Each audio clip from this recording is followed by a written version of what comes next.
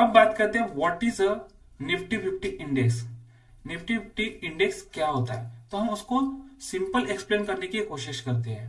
देखिए, ये जो निफ्टी 50 है ना, वो एक स्टॉक मार्केट इंडेक्स है जो नेशनल स्टॉक एक्सचेंज पर लिस्टेड टॉप 50 कंपनीज का परफॉर्मेंस को रिप्रेजेंट करता है। सिंपल शब्दों में कहूँ तो ये जो निफ्टी 50 है ना, वो इंडिया की 50 सबसे बड़ी और स्ट्रॉन्ग कंपनीज का परफॉर्मेंस रिप्रेजेंट करती है। अगर भारत की जो निफ्टी 50 है ऊपर जाता है तो इसका मतलब है कि ओवरऑल मार्केट बहुत ही स्ट्रांग है, यानी निफ्टी में डिमांड क्रिएट हो रही है, जिस वजह से कंटिन्यूसली निफ्टी अपसाइड मूवमेंट दे रही है। इसका मतलब है कि हमारा स्टॉक मार्केट बुलिश है। उसी तरह अगर निफ्टी 50 डाउन जा रहा है तो इसका मतलब यह होता है कि पूरे मार्केट में वीकनेस है, क्योंकि जब मार्केट कंटिन्यूसली नीचे जा रहा होता है ना, तो सप्लाई क्रिएट होती है। सप्लाई कौन क्रिएट करता है? जो बड़े इन्वेस्टर है, वो पैनिक में आकर सेलिंग करते हैं और जिस वजह से कंटिन्यूसली सेलिंग रहती है। अब बात करते हैं हु मैनेजेस निफ्टी 50 इंडेक्स, यानी निफ्टी 50 का जो मार्केट है, हमारा स्टॉक मार्केट का इंडेक्स है, उसको कौन मैनेज करता है। देखिए, निफ्टी 50 को मैनेज करता है एनएससी इंडाइसेस लिमिटेड, यानी नेशनल स्टॉक एक्सचेंज। ये एनएससी की सब्सिडियरी कंपनी है जो इंडेक्स रूल बनाती है, स्टॉक सिलेक्शन करती है और रेगुलरली रिव्यू करती है। अब बात करते हैं वाई ओनली 50 स्टॉक्स, क्योंकि देखिए भारत की जो निफ्टी 50 है, निफ्टी 50 इंडेक्स, उनमें सिर्फ 50 स्टॉक क्यों है? ये सवाल आपके दिमाग में एक बार जरूर आया होगा, अगर आप एक बिगिनर हो या फिर प्रो ट्रेडर हो। ये सवाल आया ही होगा कि इंडिया में जो एनएससी है, नेशनल स्टॉक एक्सचेंज, उस पर भारत की 5000 से ज्यादा कंपनियां लिस्टेड है, फिर भी ये जो निफ्टी 50 है, हमारा जो इंडेक्स है, उसमें सिर्फ 50 ही कंपनी क्यों? रीजन सिंपल है, ये कंपनीज मार्केट कैपिटलाइजेशन का 60% टू 70% रिप्रेजेंट करती है। ये जो भारत की स्ट्रॉन्ग कंपनी से 50, वो लार्ज कैप वाली होती है और ये कंपनियां हाईली लिक्विड होती है और हर सेक्टर को रिप्रेजेंट करती है। इसीलिए जो निफ्टी 50 इंडेक्स है, उसमें 50 ही स्टॉक है और जो 50 स्टॉक है वो पूरे मार्केट का स्नैपशॉट देती है। अगर निफ्टी 50 बुलिश है तो इसका मतलब है कि हमारी इंडिया की ग्रोथ बहुत अच्छे से हो रही है। अगर वो कंटिन्यूसली डाउन है तो इसका मतलब है कि हमारे भारत में रिसेशन आ सकता है या किसी वजह से हमारी इंडिया की इकोनॉमी स्लो चल रही है। अब बात करते हैं what type of companies are there in Nifty 50। Nifty 50 में कौन से टाइप की कंपनीज होती है? देखिए, भारत में बहुत सारी कंपनी है, निफ्टी में अलग अलग सेक्टर की कंपनीज होती है।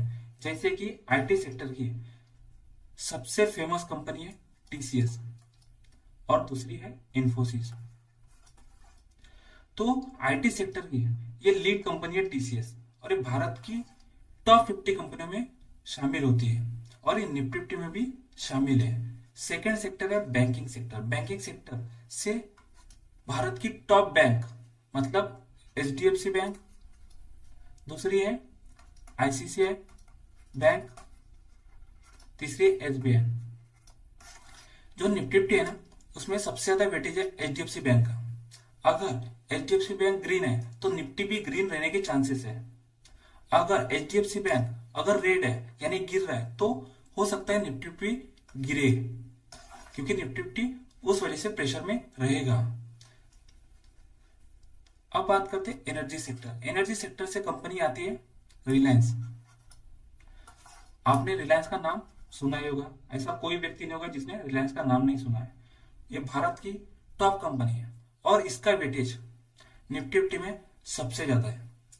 अगर निफ्टी 50 ग्रीन है तो इसका मतलब है रिलायंस का स्टॉक भी ग्रीन है। अगर रिलायंस का स्टॉक रेड में है यानी गिर रहा है, इसका मतलब है निफ्टी फिफ्टी भी प्रेशर में है। भारत की सारी कंपनी को गिरना होगा अगर ये कंपनी गिर रही है तो। एफएमसीजी सेक्टर से कंपनी आती है हल यानी हिंदुस्तान यूनिलीवर, सेकेंड है आईटीसी। ये भारत की टॉप कंपनीज है और ये निफ्टी फिफ्टी कंपनी में शामिल होती है। उसके बाद आता है फार्मा सेक्टर। फार्मा सेक्टर की कंपनी है सन फार्मा, ये कंपनी भी निफ्टी फिफ्टी में शामिल है। उसके बाद आता है ऑटोमोबाइल सेक्टर। ऑटोमोबाइल सेक्टर की सबसे टॉप कंपनी है मारुति, आपने नाम सुना होगा। और एक सेक्टर है जिसका नाम है मेटल सेक्टर, उस सेक्टर से टाटा स्टील कंपनी आती है। वैसे तो बहुत सारे सेक्टर की कंपनियां स्टॉक एक्सचेंज पर है और उन सारी कंपनियों के जो सेक्टर है उन सेक्टर से एक एक कंपनी निफ्टी फिफ्टी में है। अब बात करते हैं कि इससे क्या होता है। देखिए, इससे रिस्क डाइवर्सिफाई हो जाता है। एक सेक्टर का इफेक्ट पूरे इंडेक्स को कंप्लीटली डैमेज नहीं करता है, इसीलिए हर सेक्टर की कंपनियां निफ्टी फिफ्टी में शामिल है।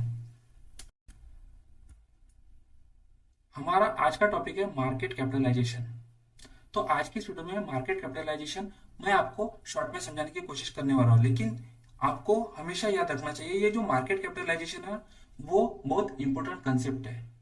तो अगर आपको मार्केट कैपिटलाइजेशन का लॉन्ग वीडियो चाहिए तो मैंने यूट्यूब पर ऑलरेडी अपलोड किया है, तो आप वहां से इस वीडियो को वॉच कर सकते हैं और जो भी आपके कंसेप्ट नहीं क्लियर हुए वो इस वीडियो को देखकर मार्केट कैपिटलाइजेशन के रिलेटेड जितने भी आपके दिमाग में सवाल है वो सारे सवालों का जवाब उस वीडियो में है। तो देखिए, अब बात करते हैं मार्केट कैप। मार्केट कैप का मतलब होता है जिस भी कंपनी में हम इन्वेस्टमेंट कर रहे हैं वो कंपनी कितनी बड़ी है, कितनी करोड़ों की है। अगर आपको किसी भी कंपनी का मार्केट कैप निकालना है तो सबसे पहले शेयर प्राइस देखो और उसी कंपनी का टोटल नंबर ऑफ शेयर देखिए और शेयर प्राइस को मल्टीप्लाई करें टोटल नंबर ऑफ शेयर से। यानी एक कंपनी है जिस कंपनी का नाम एक्स वाई लिमिटेड कंपनी है, उस एक कंपनी का एक शेयर का प्राइस 1000 चल रहा है और उस कंपनी के मार्केट में टोटल नंबर ऑफ शेयर है 10 करोड़। एक शेयर का प्राइस 1000 और उस कंपनी के total number of share 10 crore, तो इससे मल्टीप्लाई करोगे तो उस कंपनी का मार्केट कैप निकल आएगा। तो 10,000 करोड़ हो गया उस कंपनी का मार्केट कैप, यानी वो कंपनी 10,000 करोड़ की है। तो देखिए, निफ्टी में वही कंपनीज आती है जिनका मार्केट कैप बहुत ही ज्यादा है। एग्जांपल के तौर पर रिलायंस का मार्केट कैप है 20 लाख करोड़ से ज्यादा है। आपने एचडीएफसी बैंक का नाम सुना ही है, उसका भी मार्केट कैप 17 लाख करोड़ से ज्यादा है। आपने जोमेटो का नाम सुना है, उस कंपनी का मार्केट कैप भी 3 लाख करोड़ से ज्यादा है।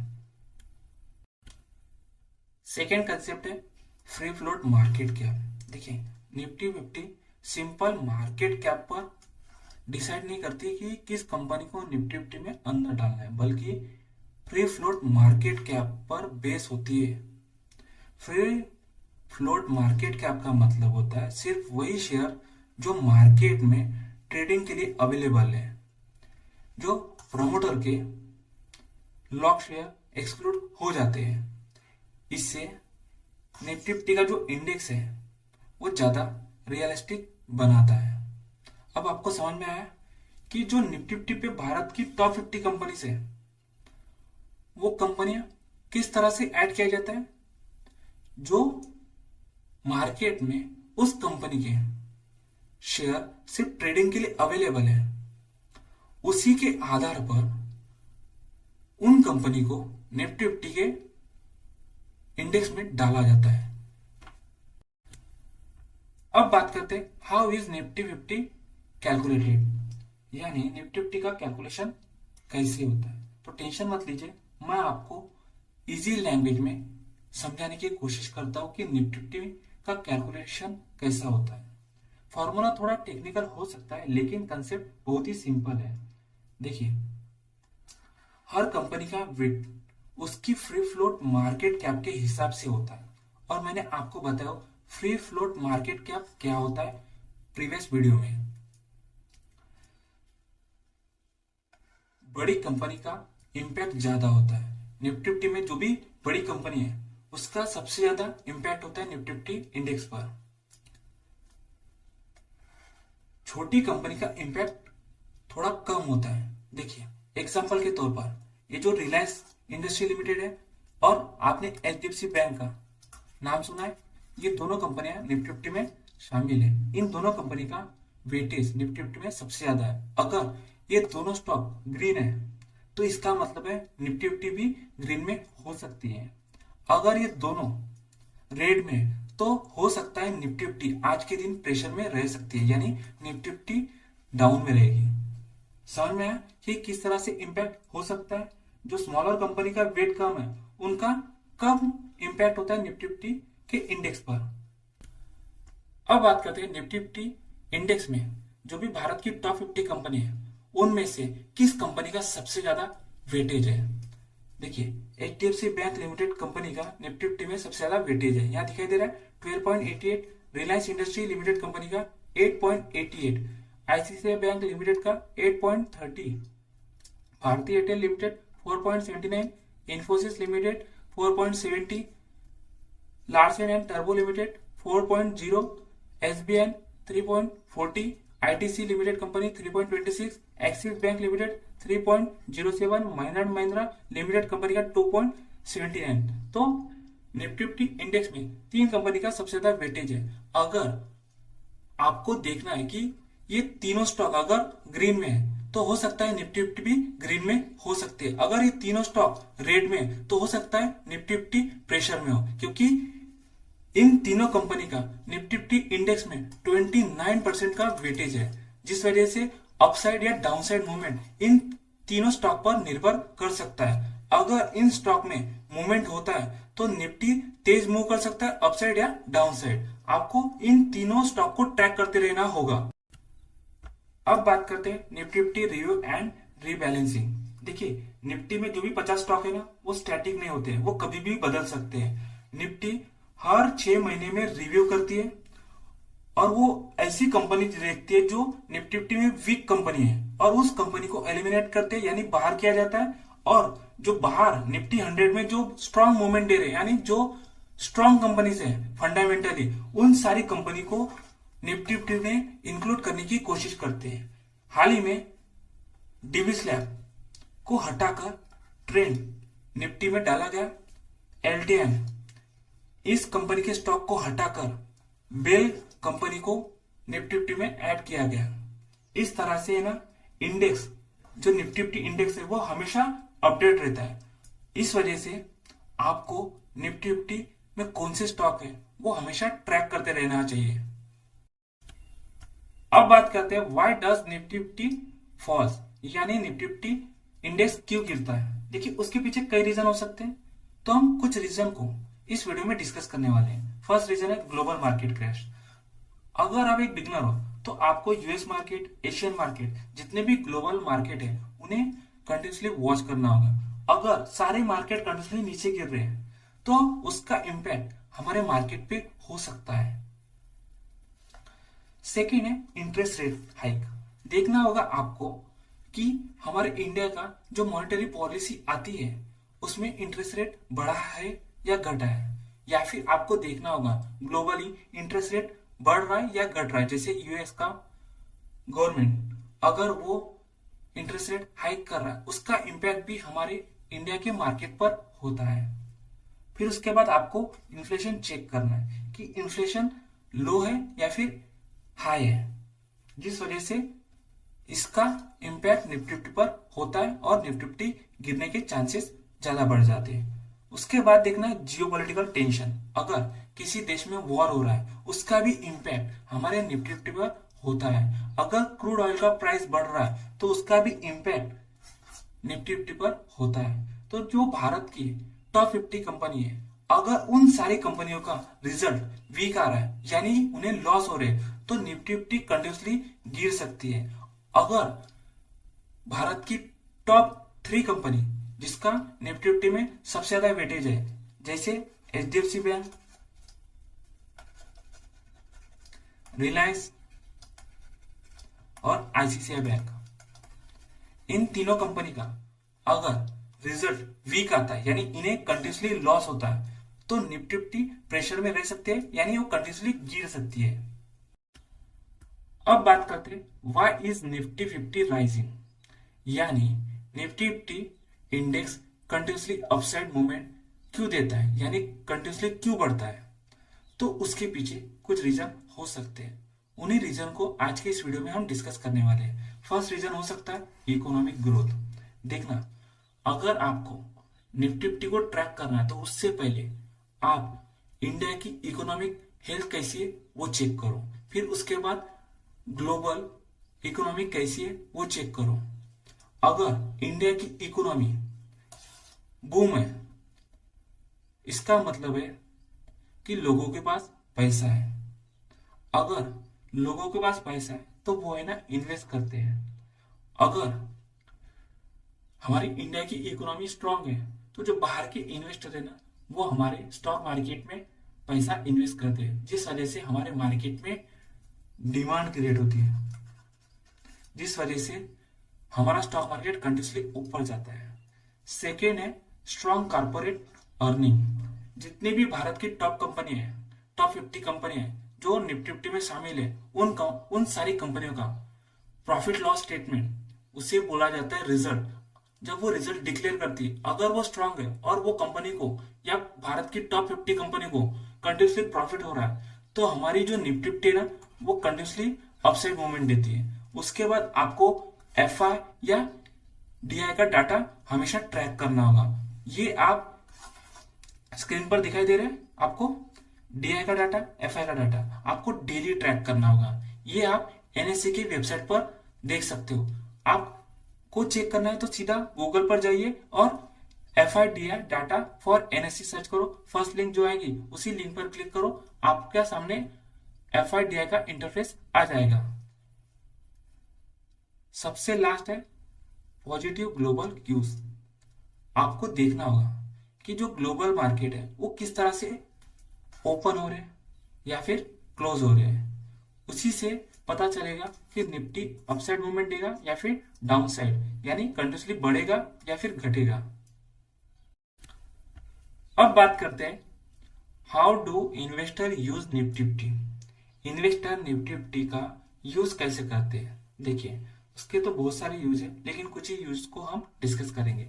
First, to understand market trend. जब हम निफ्टी फिफ्टी इंडेक्स को देखकर समझते हैं कि मार्केट अभी अप ट्रेंड में है या फिर डाउन ट्रेंड में है या फिर इक्वल है, इक्वल लो, इक्वल है, इक्वल लो, इक्वल है, इक्वल लो, यानी मार्केट साइडवेज ट्रेंड में है। सेकेंड है टू कंपेयर पोर्टफोलियो परफॉर्मेंस। जब आप किसी भी कंपनी में इन्वेस्टमेंट करते हो, चाहे आप 10 कंपनी में इन्वेस्टमेंट करो या 15 कंपनी में इन्वेस्टमेंट करो, तो वो सारी कंपनी आपके पोर्टफोलियो में ऐड होती है। तो आपको देखना होता है निफ्टी फिफ्टी ने एक साल में कितना परसेंट रिटर्न दिया है। अगर निफ्टी ने 13% का एनुअली रिटर्न दे रही है, तो आपका जो भी पोर्टफोलियो है वो कंटिन्यूसली 26, 20% या फिर 13% का तो भी रिटर्न देना चाहिए, क्योंकि इस इंडेक्स को बीट करना चाहिए। ये एक बेंचमार्क होता है जिससे हम कंपेयर कर सकते हैं अपने पोर्टफोलियो को। कई लोग इंडेक्स को ट्रेडिंग के लिए यूज करते हैं। निफ्टी फिफ्टी में ऑप्शन एंड फ्यूचर ये दोनों ट्रेडिंग होती है। फोर है long term investing index fund. देखिए आप है ना इंडेक्स फंड में इन्वेस्ट कर सकते हो और ये सबसे ज्यादा सेफ मानी जाती है, क्योंकि निफ्टी फिफ्टी में जितनी भी कंपनी है, अगर उन्होंने स्ट्रांग परफॉर्मेंस दिया तो कंटिन्यूसली उसमें बनी रहेगी। अगर निफ्टी फिफ्टी की जो भी कंपनी है, अगर वो धीरे धीरे वीक हो रही है, तो निफ्टी फिफ्टी में से वो कंपनी बाहर हो जाती है। अगर आप देखोगे तो निफ्टी फिफ्टी में जितनी भी कंपनियां हैं वो अंदर बाहर हो सकती है, लेकिन जो निफ्टी फिफ्टी का जो प्राइस चल रहा है ना, वो कंटिन्यूसली ग्रो होगा, क्योंकि हमारी इंडिया की इकोनॉमी कंटिन्यूसली ग्रो हो रही है और ये कभी भी हमारा निफ्टी फिफ्टी इंडेक्स है ना जीरो नहीं होगा। इसीलिए लोग है ना निफ्टी फिफ्टी इंडेक्स में इन्वेस्टमेंट करने की कोशिश करते हैं, क्योंकि लॉन्ग टर्म में ये अच्छा खासा रिटर्न बनाकर देने की ताकत रखते हैं। How to invest directly in Nifty 50 index, यानी निफ्टी 50 इंडेक्स में हम डायरेक्ट कैसे इन्वेस्ट कर सकते हैं। देखिए, आप डायरेक्टली निफ्टी 50 इंडेक्स को बिल्कुल बाय नहीं कर सकते, लेकिन जो निफ्टी 50 इंडेक्स है यानी म्यूचुअल फंड या फिर निफ्टी 50